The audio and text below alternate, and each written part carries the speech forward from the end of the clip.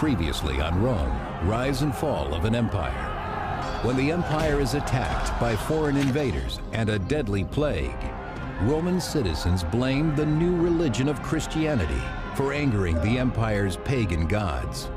Desperate, Emperor Decius turns to violence, sacrificing the lives of Christians to win back the gods' favor. Now, threatened by barbarian attacks on all fronts, the people of Rome live in constant fear. As the crisis deepens, insurgents seize control, dividing the empire against itself, until a new ruler emerges. His name is Aurelian, and he unifies the fractured empire using its greatest reservoir of strength, the army.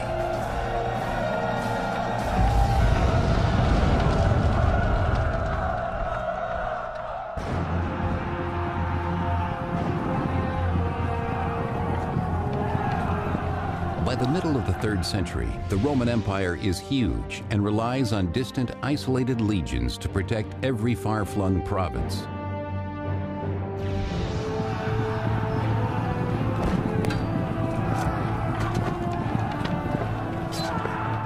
The troops at this point were forced into a situation where they often had to rely on self-help. The imperial superstructure was very far away from them. Emperors made it to frontier conflicts often after they had mushroomed entirely out of control. In the absence of the emperor, the soldiers sometimes take leadership matters into their own hands. The emperor can't be there, so there's a bit of drift, and so somebody arises who is able to do the job for him, and probably will call themselves an emperor in order to rally local support, to beat back the barbarians who are threatening the integrity of the provinces.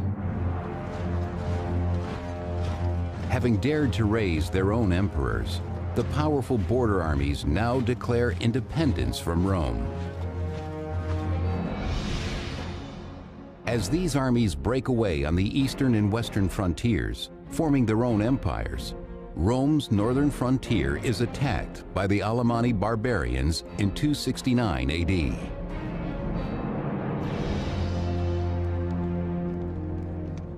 In his palace in Rome, the true Roman emperor, Claudius II, is troubled by this devastating assault on Roman soil.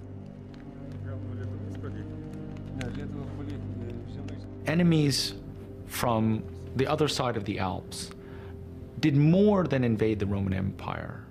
For the first time in an extraordinarily long time, they actually crossed the Alps into Italy. Claudius seeks the advice of his powerful cavalry commander, Aurelian, a man whose military discipline is described by the 3rd century historian Vopiscus. Aurelian, from his earliest years, was very quick of mind and famous for his strength. He never let a day go by without practicing the spear, the bow and arrow, and other weaponry. Aurelian's skills will soon be tested as news from the frontier worsens. Distraught refugees from northern Italy bear witness to the devastation. With this invasion, the danger of a mutiny within the army becomes even greater.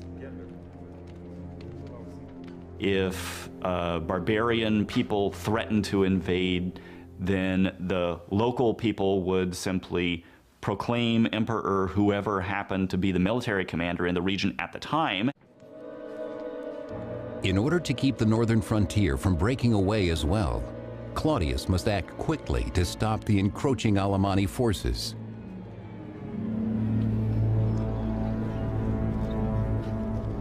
In the Alemanni camp, the barbarians celebrate, reveling in the rich spoils taken easily from a weakened Roman Empire, including Roman women and children they intend to use as slaves. We've got inscriptions, actually, which talk to us, which tell us about parties of raiders who've gone into Italy and taken lots of prisoners. So it's sort of easy pickings, to some extent, for these raiders. They're preying on an empire that is not at its peak at this time. The groups of Alemanni are led by powerful chieftains who ensure their warriors' loyalty by rewarding them with slaves of Roman blood. But the barbarians' greed knows no end.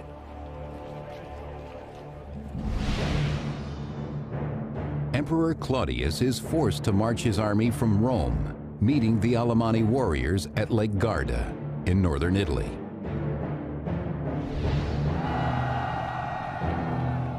Claudius and his men face a brutal enemy, 4th century historian Ammianus Marcellinus.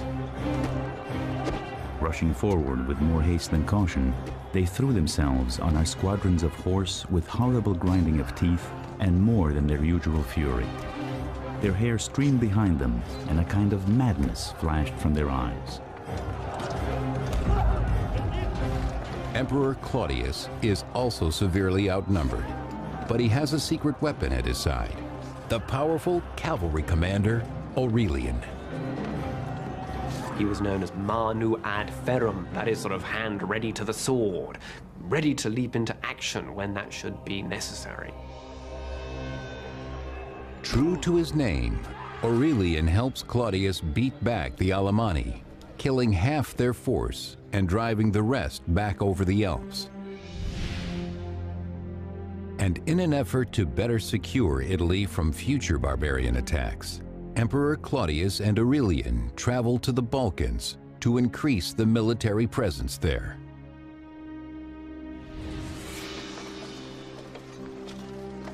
But while on campaign, Emperor Claudius contracts the plague. Claudius's reign was short. He ruled from 268 to 270. He had a signal military success in the year 269, heavily advertised at the time and much talked about later. But this success, the defeat of the Alemanni, is not enough to restore the empire. As Emperor Claudius's life slips away, it is clear that this task must fall on his trusted general, Aurelian.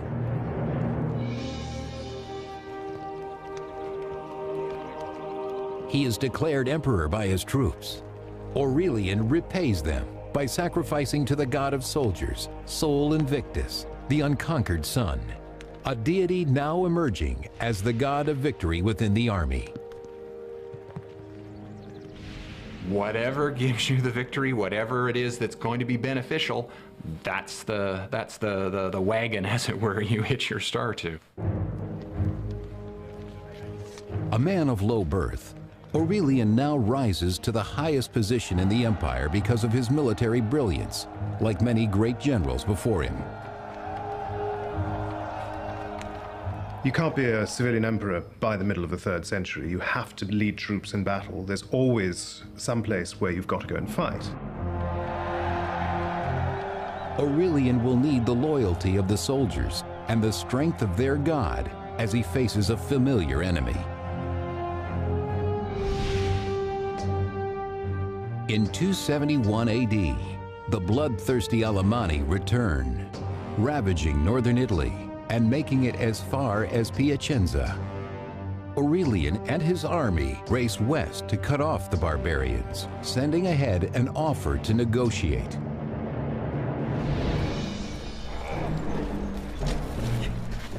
But the Alemanni have other plans. He invited the barbarians to give themselves up, but reportedly they replied that they were free men and they could show him how free men can fight. Sure enough, at dusk, in the wooded area south of Piacenza, they ambushed the Roman army, which suffered heavy losses. In the forest, the Roman soldiers are no match for the barbarians. Why was an ambush such a successful tactic against Roman troops? And largely the answer lies in the form of organization of the Roman armies. They were trained, the discipline consisted in training them to actually fight in a line, in a formation. And evidently you can do so only when the conditions are met where you can develop that formation, which is not the case in a wooded area. Needless to say, the barbarians knew that. Caught in a wooded trap, the Roman army is thrown into confusion and routed. For Aurelian, the defeat is devastating. The troops are, in some ways, very loyal to their own commanders, but they're also very fickle. So if an emperor is winning, they are happy to support him. Once an emperor starts to lose, then he's almost certainly done for. Aurelian rallies what troops have survived, praying that they will remain loyal. He needs them now more than ever to keep the Alemanni from reaching the city of Rome. When Rome's frontier armies break away from the rest of the empire, Emperor Aurelian's legions are left helpless against the fierce Alemanni barbarians now heading into the heart of Italy.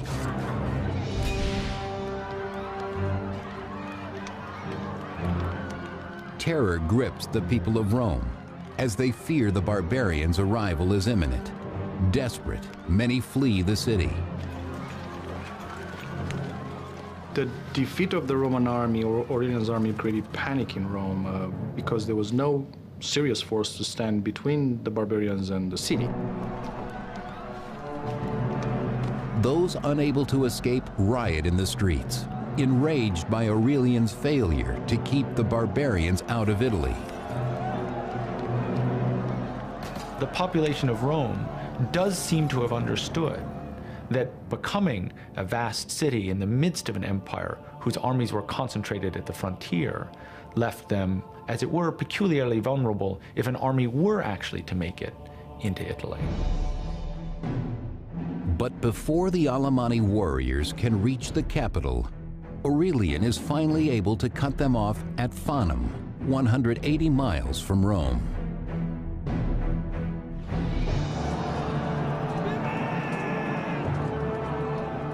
After his recent defeat, Aurelian must win back his army's loyalty with nothing less than absolute victory. Emperors had always relied upon the support of the army. And emperors may have presented themselves as champions of the Republic, but the reality, the underlying reality of imperial powers, it always depends upon the army. Together, Aurelian and his soldiers teach their barbarian foes a lesson in Roman discipline. They learned now that whenever there was an opportunity for the Roman army to develop in tight formation, they had no chance. Overwhelmed, many barbarian warriors die a watery death in the Metaurus River.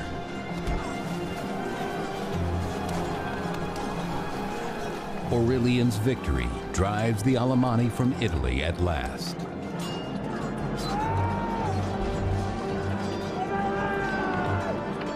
It's also regaining confidence, and no doubt his triumph served to boost morale at a time when it had been greatly shaken.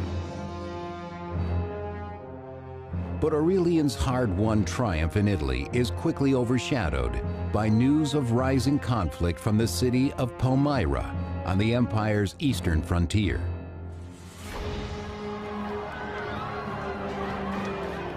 For more than 10 years, beginning well before Aurelian's reign, foreign invaders struck hard against Rome's eastern provinces, including Palmyra, threatening to break through the weakening border.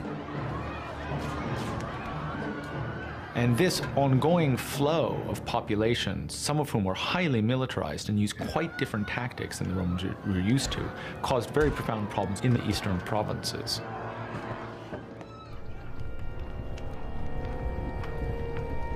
On the edges of the Syrian desert, far from the protection of Rome, the people of Palmyra have faced the devastation of their army alone.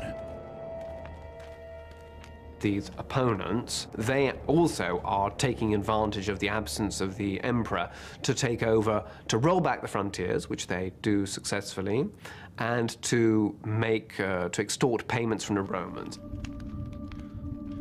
Counting the bodies of their dead, the Palmyrines finally grew weary of waiting for help from a distant Rome.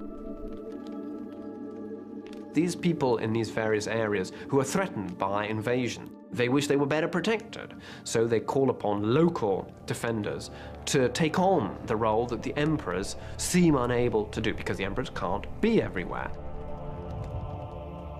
In a blatant act of revolt, the Palmyrene army took matters into its own hands.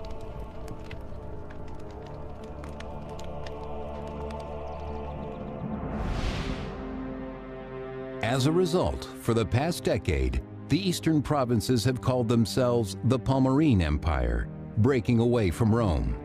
Now they make a direct threat against Emperor Aurelian by taking the fertile Roman land of Egypt.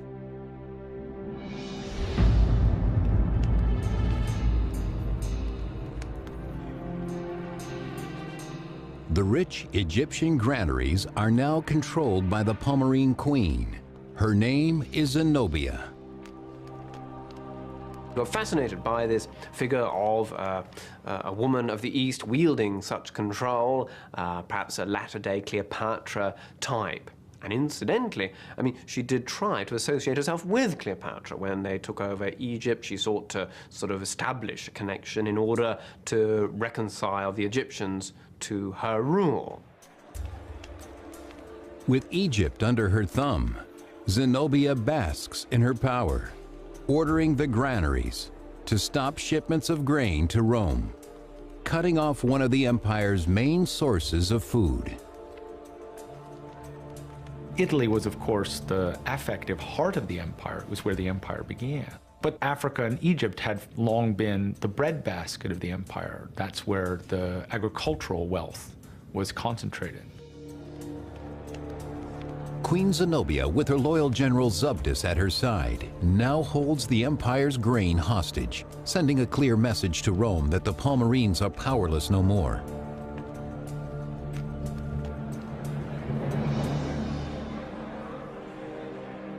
Zenobia's power play strikes deep. In Rome, Aurelian finds the people desperate and starving for lack of grain. Though he orders his troops to share their bread with the masses, it is not enough. Naturally, Egypt was the granary of Rome, and therefore any interruption to the grain supplies to Rome was a huge threat to any emperor, particularly one who had already had strife to deal with in Rome. The threat of famine leaves Romans restless and angry. Having lost territory to the armies of the East and West, the empire now faces rebellion in Rome itself. Having relieved Rome of the Alemanni barbarian threat, Emperor Aurelian faces a new crisis when the Palmyrene usurper, Queen Zenobia, stops shipments of Egyptian grain to Rome, threatening the city with starvation. Soon the Romans turn against their Emperor Aurelian. The violence, by the way, that these rebellions sparked was on a level not seen since Republican times. Aurelian has no choice but to unleash his own savage warriors against the insurgents. You're fighting in Rome itself, you know, and this is civil war. This is something the Romans also fear because they know how divisive it can be and how devastating it can be.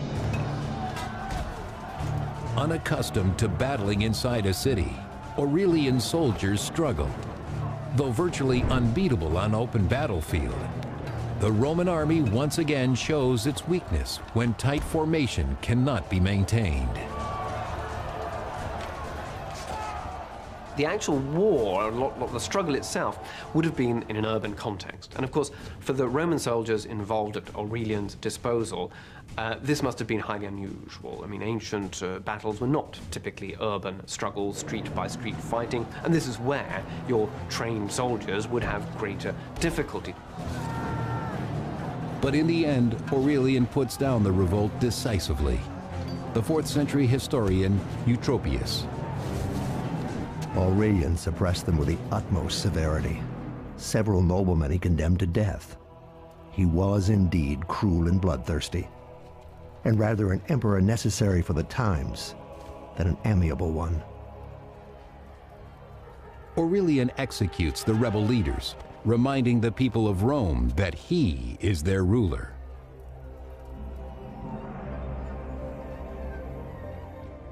The emperor has crushed the resistance. He now rebuilds the city walls against external forces. Rome will be strong and safe in his hands. In the aftermath of the military crisis in northern Italy, at the start of his reign, the Emperor Aurelian provided that the city of Rome should be outfitted with a new set of walls. This was the first really significant new set of walls built for the city of Rome since nearly 1,000 years before. Aurelian now turns to the crisis of the Palmyrene Empire. He must secure his grain supply in order to avoid famine in Rome. His dwindling bread rations will not last forever.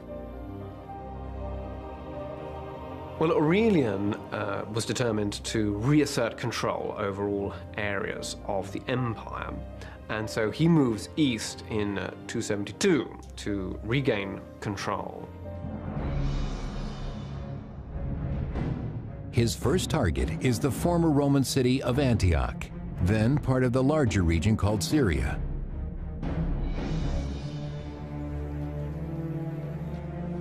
Antioch is a bustling city, invaluable to Rome as a wealthy center of trade. But now, under the control of the Palmyrene Empire, it becomes a safe haven for the fugitive queen Zenobia. Zenobia and her generals knew for sure that Antioch would be the first city, the first thing Aurelian would have to conquer upon entering Syria. So she barricaded herself in the city, and Zabdas drew the army in the Orontes plain to the west of Lake Antioch. Zenobia enjoys her prestige, happy to let her generals ready themselves for war just outside the city walls.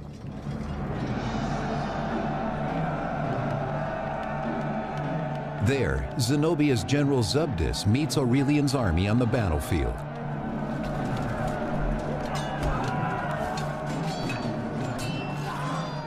You have walls of Romans moving in lines, man to man, fist to fist. You can't kill somebody until you look them in the eye. You've got arms getting cut off, hands getting cut off, damage to the neck, to the face. But as his infantrymen fall prey to the swords of the Palmyrenes, Aurelian knows his only chance is to outmaneuver General Zabdas. It is during this battle that Aurelian instructed his highly disciplined light cavalry to perform what later came to be known as the feigned retreat stratagem. Aurelian's light cavalry pretends to flee, tricking the Palmyrenes into giving chase, leaving the protection of the main lines behind them. At which point the Roman cavalry turned back and cut them to pieces. In any case, indeed, the Palmyrean cavalry was destroyed, and the road was open to Antioch. General Zabdas orders the surviving Palmyrene troops to retreat. Zenobia and her generals head toward Palmyra. Aurelian gives chase, determined to catch the queen before she reaches her home city.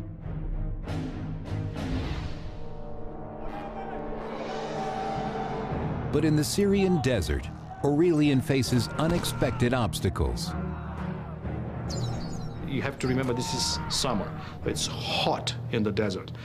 So harassed by both the hot summer and the Arab nomads that had remained loyal to Zenobia, Aurelian and his army pursued or pushed to Palmyra. But an arrow wound delays Aurelian's pursuit, giving Zenobia time to secure herself in Palmyra. Cursing his nomad attackers, Aurelian vows to capture their queen. In 272 AD, Emperor Aurelian defeats Zenobia's army at Antioch. But in pursuit of the fleeing queen, Aurelian is ambushed, allowing her to reach the safety of Palmyra.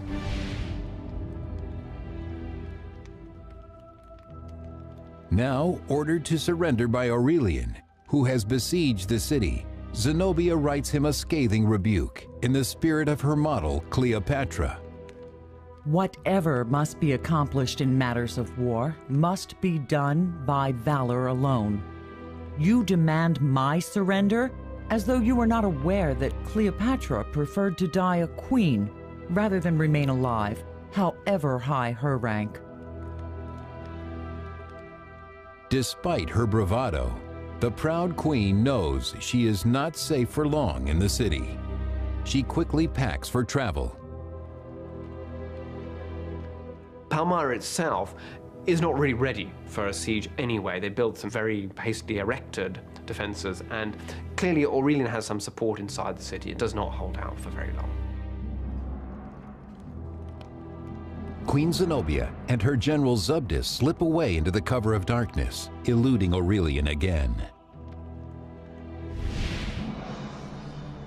In 272 AD, Zenobia races toward Persia, making it as far as the Euphrates River in modern-day Iraq. But Aurelian's soldiers are in hot pursuit. On the banks of the Euphrates, the queen offers the boatmen gold to cross the river, but even her desperate threats are too late to save her.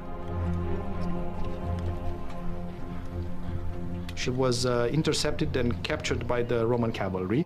They took Zenobia, her advisors and generals, as prisoners of war and put them on trial. Bound to prevent escape, Zenobia knows she will soon face Aurelian.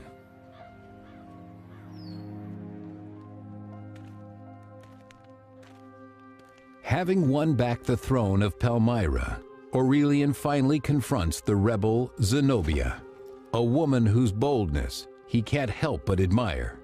In his own words, "What manner of woman she is, how wise in counsels, how steadfast in plans, how firm toward the soldiers, how generous when necessity calls, and how stern when discipline demands."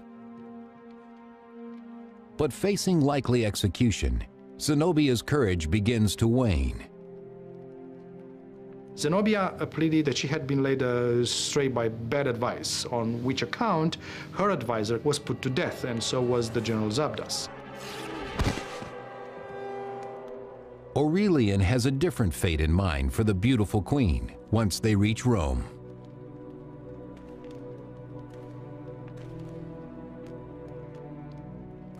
But before leaving Palmyra, Aurelian visits a temple where he will pay tribute to one god alone, the god of soldiers, Sol Invictus, who has ensured his victory on foreign soil. He clearly had in mind an alliance between him and the sun god that was responsible for his successes in Palmyra. He presented himself on his coins in terms of an association of the emperor to the god, Sol Invictus. Where we're moving into this dimension of associating the emperor very closely with one particular divinity, who clearly, given the success that Aurelian had enjoyed, people might believe in. In the peace of the Eastern Temple, he sees that this is the one God to unite all of Rome. He does seem to have been participating in a growing trend toward universalism, both in religion and in Roman political control. Offering his own blood as sacrifice, Aurelian promises his God a nation of worshipers.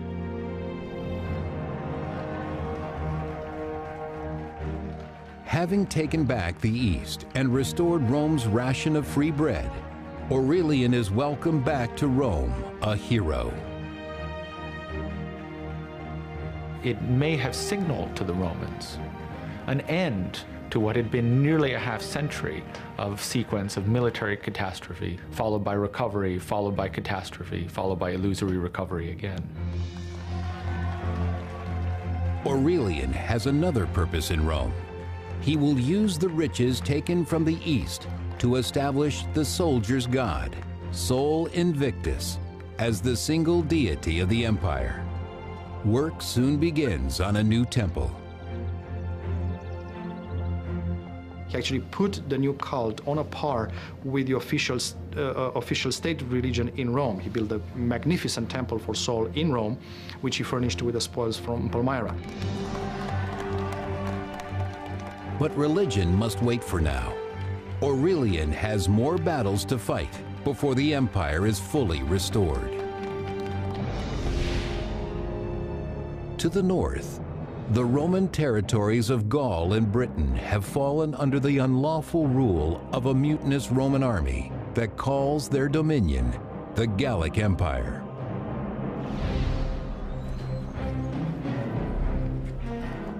Resembling their barbarian foes more every day, the Gallic soldiers scorn Roman honor, naming the arrogant Roman general Tetricus their emperor.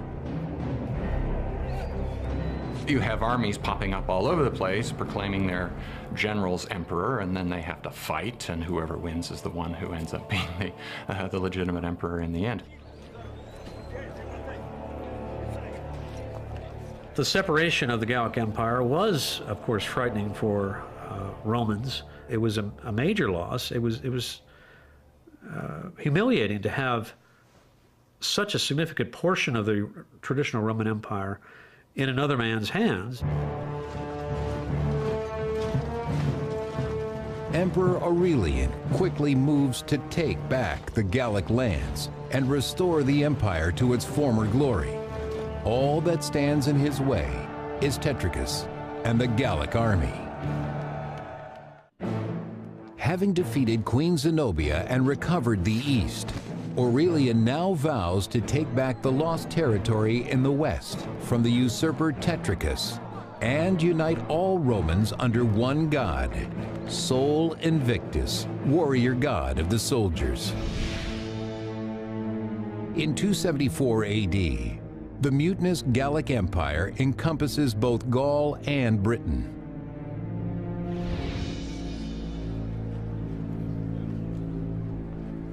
There, the soldier emperor Tetricus and his army have become indistinguishable from their barbarian enemies. Undisciplined, they revel in the torment of their prisoners. The job of soldier emperor was tremendously dangerous because they're in power only because they are proclaimed by their troops. But it's a very difficult thing once in power to maintain that, because you have to avoid internal conflicts with other potential generals who see themselves as possible emperors. Tetricus cannot show any weakness to his troops.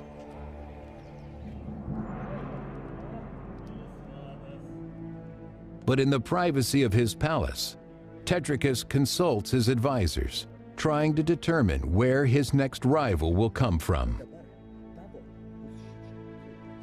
Tetricus himself had survived over the previous several years a number of internal disputes, some actually leading to considerable bloodshed among rival leaders in the Gauls. He plans to someday leave his kingdom to his son, establishing a dynasty in his own name. But reports of a new challenger now threaten to destroy this dream. It seems to have been clear to him that in the aftermath of his success in the East, Aurelian was going to and was already marching on Gaul in an attempt to reintegrate Gaul into the Roman Empire. With news of Aurelian's approach, the volatile Tetricus blames his advisors, lashing out at everyone around him. In 274 AD, Aurelian marches to Chalons, Gaul, in modern-day France, to face Tetricus and win back the western territories for Rome.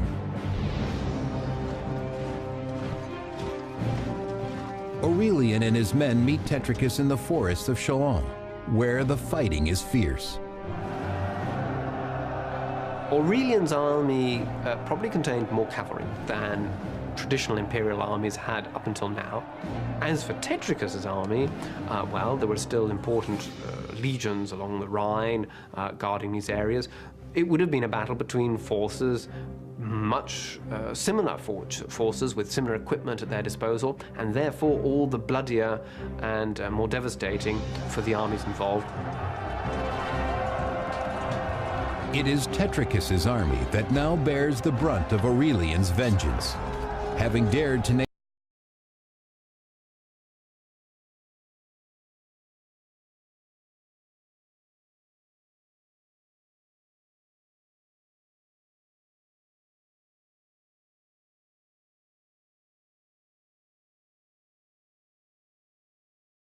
of constant warfare. The army becomes more powerful, it becomes more able to choose emperors, and it becomes more able to impose its own choice of emperors on Rome itself. Aurelian cannot allow this affront to his power. As Tetricus's army falters, Aurelian orders his troops to cut them down, showing no mercy. Some sources claim that Tetricus realized the game was up even before the battle, but it looks as though he did fight it out to the end, and it was, in the end, Aurelian who gained the victory. It is the culmination of his efforts to reunite the empire. In the end, he takes the usurper Tetricus prisoner.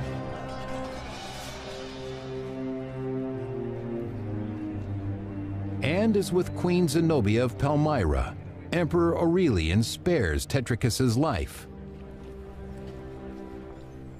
And for Tetricus too, it was surprising that, particularly an opponent in civil war, opponents in civil wars were usually represented a great danger. They might, after all, turn against you later. So Aurelian displayed remarkable clemency in sparing the lives of both of these opponents. Tetricus's Gallic army is not so lucky, for it is they who have raised a rival emperor in the West, and now they will pay the ultimate price for their treason. Aurelian was a great disciplinarian, it seems. He tolerated no mutinies on the part of soldiers. He drove them hard, but was respected by them. To maintain his own soldiers' respect, Aurelian knows his punishment of the captured Gallic soldiers must be brutal and complete. Not one is spared. Aurelian was both a successful military commander, and in some respects, as perhaps one had to be, a fairly savage one. And yet, his treatment of Tetricus was remarkably generous. It is in this generous spirit that Aurelian returns victorious to Rome.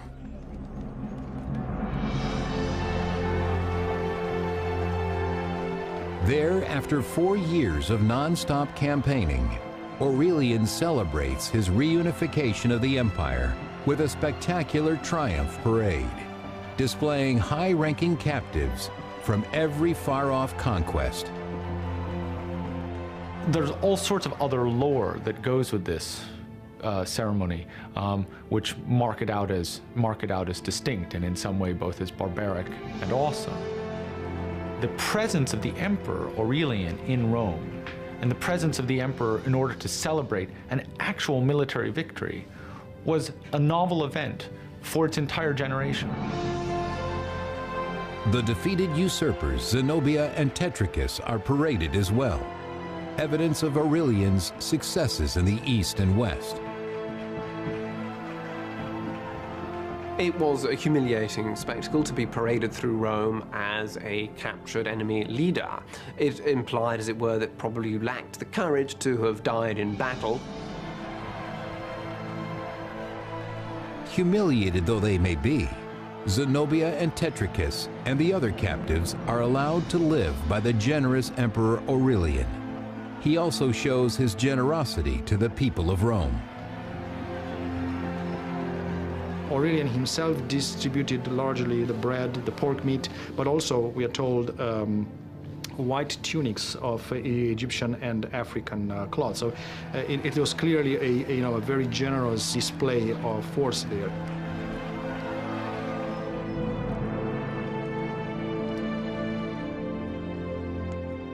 Grateful in his triumph, Aurelian consecrates the temple he has built for the god of soldiers, Sol Invictus, whose power and favor he believes have made him invincible.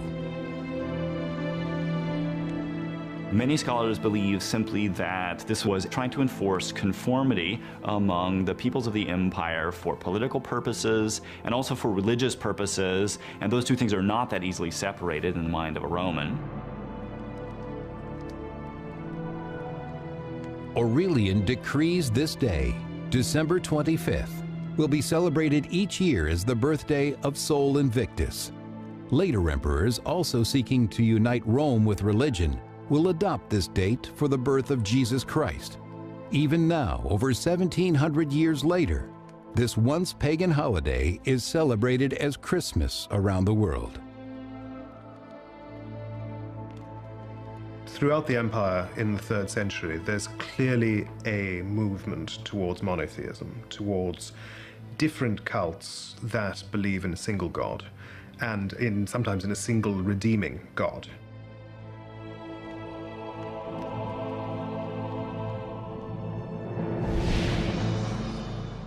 The united Roman Empire now stretches from Palmyra to Britain, but in 275 AD, barbarians again wreak havoc in the east. Aurelian marches his army to Thrace to prepare for battle.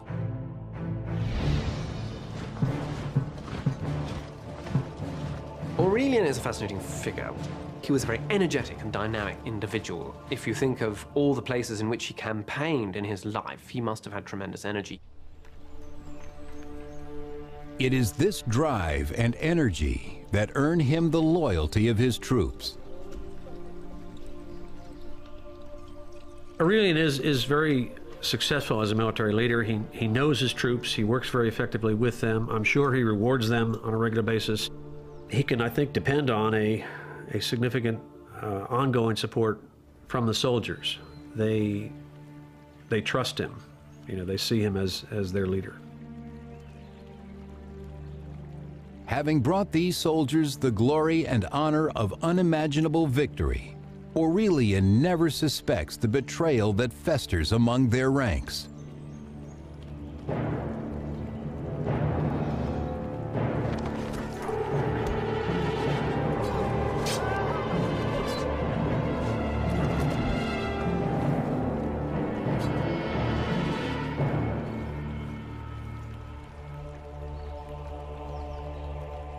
The assassination of Aurelian is again one of these things that's very difficult to explain, particularly at a time when he's been so successful militarily, when the troops should feel satisfied with that success and with their rewards.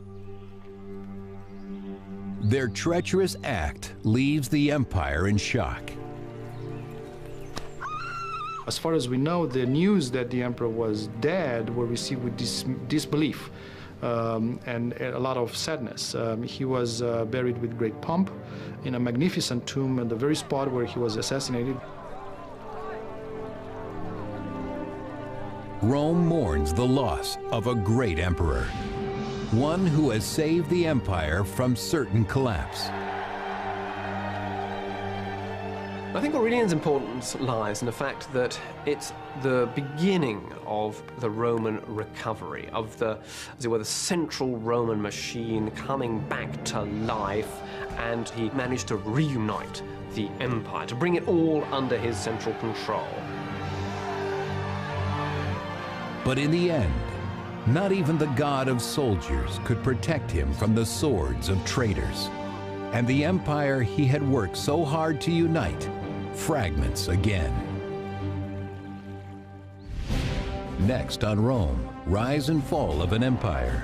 Inheriting an empire ravaged by barbarians and torn apart by rival emperors, one man will emerge victorious. His name is Constantine. Fighting under the banner of a new god, he brings unity to a divided Roman Empire.